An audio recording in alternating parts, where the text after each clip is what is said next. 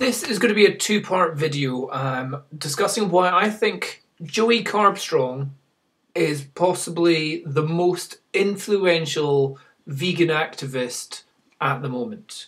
I say this on the back of him doing a UK tour where he has been on TV shows, radio shows, doing presentations at schools, at universities. He has been travelling the country, the length and breadth, and he's been doing a fantastic job. And he really has got his answers down to a T. And why this is one of the reasons why I think he's the most influential vegan activist at the moment. So there are many vegans out there that are very influential, but he's specifically an activist. He's out there giving the pigs their water in their pig crates. He's out there actually stopping the trucks going to the slaughterhouses. He's actually out on the street in interviewing people and stuff like that. So he's not just somebody that writes a blog and maybe does a YouTube video. He's actually out there being an activist. And the reason why I think he's the most influential is because he is not one of like the crazy vegans, although what I've just said may sound like a crazy vegan kind of behaviour of going out and stopping trucks and stuff like that, but he's not one of the old school crazy vegans that be throwing paint on people. He every day he's being interviewed, he's constantly having to repeat himself, saying, I promote positive activism. He says he doesn't threaten people, and he advises anybody that does any of the activism stuff with him, he's always saying, like, be positive, don't be confrontational, but don't be threatening, don't be violent, don't throw out like dangerous words, like you should die, or I hate you, should kill you. And he regularly says that he doesn't hate farmers, but he hates what they have to do to supply the demand that they've got. So he comes across very well there. But here's the main point. So the two parts of this video. This one is explaining why I think he's the best, and then the second part of this, in part two of the video, I'm just going to go through his video and just discuss the comments or the replies that he did to this Irish radio show that he was on the phone to.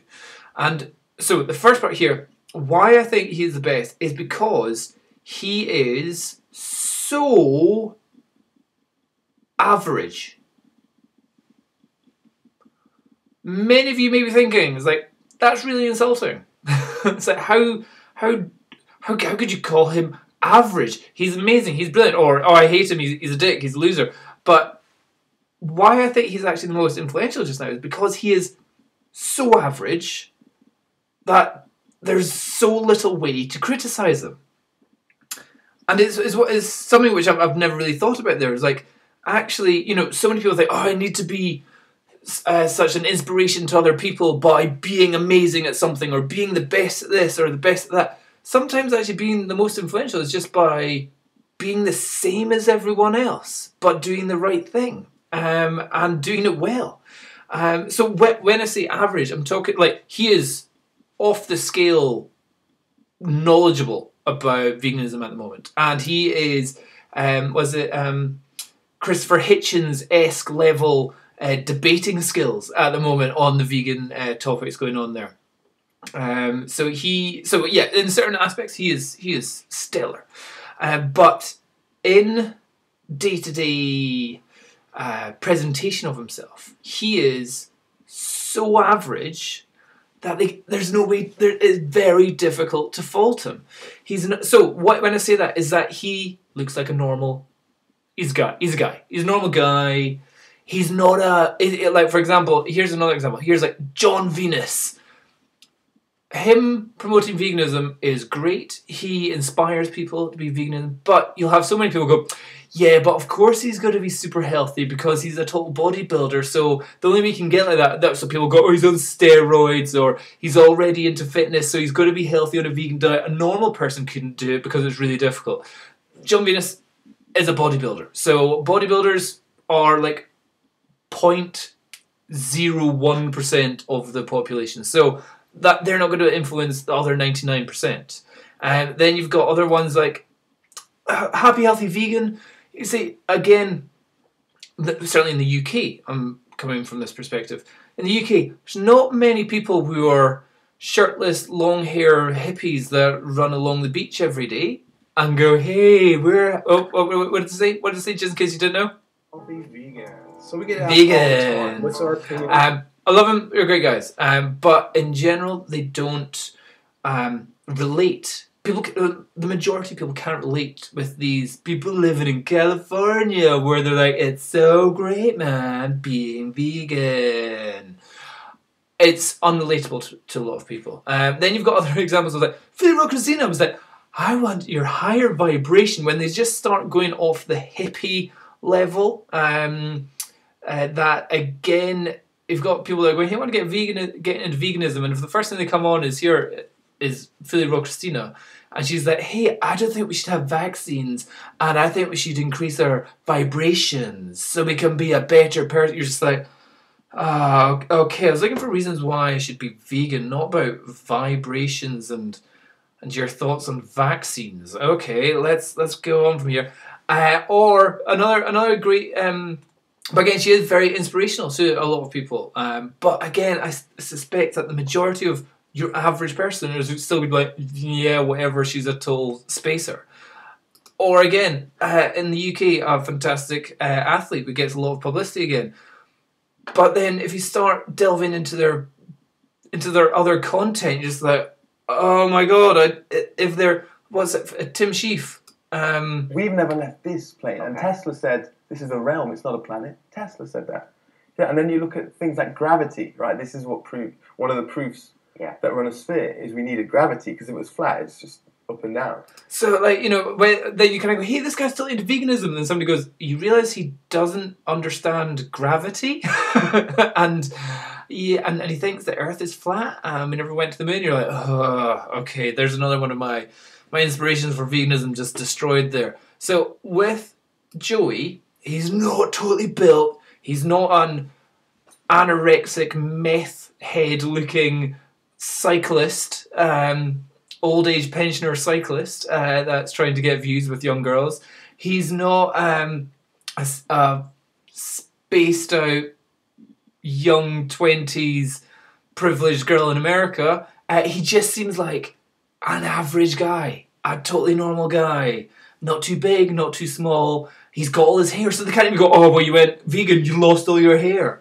And he's also got a checkered past as well. So again, it's not like he's like, "Oh, he's always been a goody two shoes." Oh, he's just trying to be one of the good guys. It's like, no, actually, he's been in crime in the past, and he's not only has he turned his way around from that kind of crime gang. Again, the amount of people that are in gangs in the UK that could look to this guy and go, "All right, so he used to be in gangs, like to the point where he was having guns. Right, that's pretty serious gangs. That's not just like going around and putting some graffiti somewhere. That's actual gangs. And he actually spent time in jail. Whoa, okay, but hold on, he's gone vegan, right? And he's not into that gang stuff now. So he's a good guy now, but he was mental in the past. Oh, that's okay. I can relate with that. And not even just like younger people who are into gangs and all that, but how many people out here are undercover criminals, if that's right. From the corporate banker who siphons money off their clients' accounts to the IT worker that double charges for 50 hard drives and takes the profits, to the parking warden or the postman who steals people's mail. Everyone's got a little bit of a seedy past somewhere. And what is amazing, Joey uses it as a positive, as a way for him to project his positive message even better. And when I first heard this interview that he does on the radio here, the radio interviewer brings up you've had a checkered past, and I was just like, oh, if I was Joey, I'd be like, oh, can we just get over this? Can we just get over the fact that I spent time in jail? But again, you can see Joey kind of going, brilliant, bring it up, and I will explain what my checkered past was and why I'm in the position that I am now. You're like, and he uses that for good, and I'm like, wow, that is powerful arguing skills, debating skills, I should say. So because Joey is so average, so normal, so down to earth, so your average kind of guy, yet able to be exceptional at debating and putting forward the vegan arguments, I think that's why he's the most inspirational. Because so many of these TV programs are like, oh, let's have Joey Carbstrong on. He's a normal person, but he's a weirdo because he's a vegan. Let's get this normal weirdo on and let's discuss why he's a weirdo. Can we get him back to being a normal guy? So I think Joey, well done for being awesome, like brilliantly normal, brilliantly average. Not too tall, not too short, not too fat, not too skinny, not too into bodybuilding, not too spacer, not too... Or what was the other... There's another guy I like, James Aspey. James Aspey, again, like his stuff, you're like, oh wow, he's really good at putting stuff, his point forward, and he's looking pretty built and all that stuff, but then he goes off on slightly unrelatable tangents, like you were like, I'm not going to speak for a year, or hey everyone, let's do yoga together, which again can inspire a lot of people, but for the majority of the other 99% of the average people, not just people that are online looking for veganism, will kind of go, oh, this guy's interesting, and they go, oh, he's into like funky yoga and not talking for days, right, can't relate to that, and then they block off. With Joey, there's no reason for anybody to do the instant, oh, he's a bit weird, I'm ignoring. The worst thing about his promotion is Carbstrong. I think he was on some program and there's like, oh, well, his name is Carbstrong. Huh, must be from all the carbs that he has. Oh, you're like, yeah, that was kind of the point at the time. Yeah, so maybe Joey, if like that's their only argument they've got against you. Fantastic. So this is a massive shout out to all the average people out there, all the normal, everyday average people. By being average, you can actually have a fantastic effect on stuff. Oh, I lost it there. That was going to be a great sentence or phrase or something there. I can't remember. I lost it then there. So I'm going to put this video up. This is the first bit going up. Second bit, I'm going to go into his actual interview on the Irish radio station and just break apart each reply they had, because it really is good. Really is good. And if you don't know who Christopher Hitchens is, he's a guy that that's who I compare Joey to at the moment. He is, unfortunately, R.I.P., but an atheist or anti-religion promoter. I don't know if he was actually anti-religion. He was anti-theism, and he was considered to be one of the best. This like the better than Sam Harris kind of stuff. So Joey, well done. Now, finish this video, we're going on to part 2. Okay, bye-bye.